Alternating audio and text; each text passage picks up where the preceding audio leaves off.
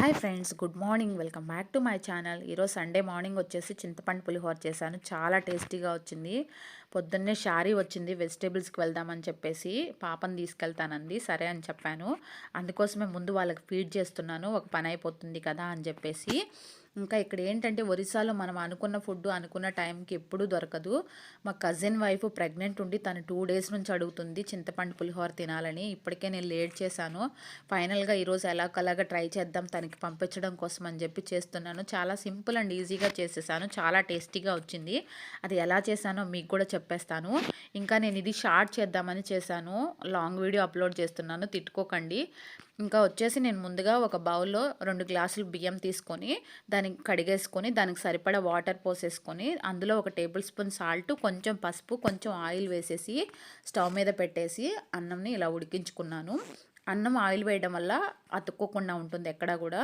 ఇప్పుడు ఒక బౌల్ తీసుకొని అందులో ఒక 100 గ్రాముల వరకు చింతపండు తీసుకొని ఒక 5-10 నిమిషాలు ఉడికించుకున్నట్టయితే చింతపండు అంతా కూడా పేస్ట్ లాగా తయారయ్యి ఆ పల్ప్ తీసుకోవడం చాలా ఈజీ అవుతుంది. ఇప్పుడు ఒక స్ట్రైనర్ తీసుకొని ఆ పల్ప్ మొత్తాన్ని కూడా సపరేట్ చేసేసుకోండి.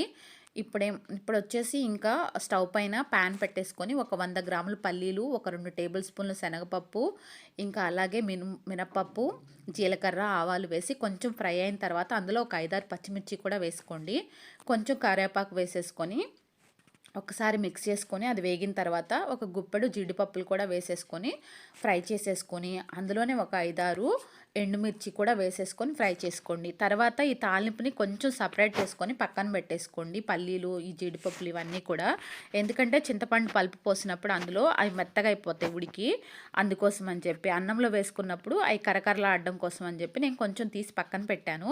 ఇప్పుడు చింతపండు పులుసు వేసుకున్న తర్వాత అందులో కొంచెం పసుపు, కొంచెం ఇంగువ, కొద్దిగా బెల్లం వేసి ఒక 5 నిమిషాలు ఉడికించుకున్నట్టయితే ఆయిల్ మొత్తం సపరేట్ అవుతుంది చింతపండు పులుసు నుంచి. లాస్ట్లో వచ్చేసి కొంచెం సాల్ట్ వేసుకొని అడ్జస్ట్ చేసుకోండి అందులో సరిపోయిందో లేదో.